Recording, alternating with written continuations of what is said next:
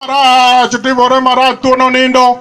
Oh, timore marach papo dong nono. Alphonse Aweno oyuech malago.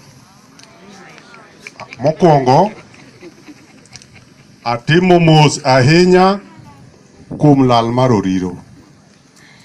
Oriro nwachako ywago jogni mwaka mar 84.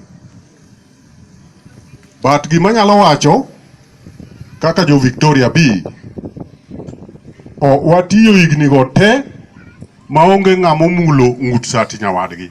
Matiende ni ne wan gi luor, respect makende, kendo ne wachalo nyithi rude, ne waherore. Oriro geto noger makinyono iwe ni oko tinena gi wang'i.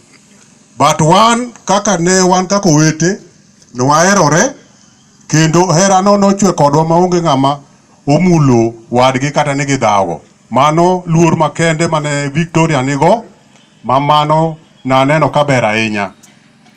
Ka onge luor to Kolela ne wacho niya, ok kata kabe ni thum tionge gi luor, ila iwe mondo wayud ng'ama nigi luor manyalo timo mano.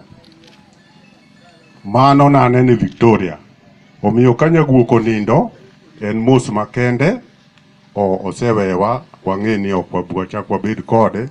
Nyasaye ma jang'wono marito miere modong' orit Oriro gi joge, gi wede duto gi nyikwaye modong'. Ne jowa duto kaka osiepe ma bende koro mako badwa, ok anyal we makagon wero kamano. En erokamano maduong' ahinya kuom parowa kaka jou manugeno, kendo aneno ka un kodwa gi lengo ni ok ubi we walal kata obedo ni wadong' matin kamano, pod wabiro betie.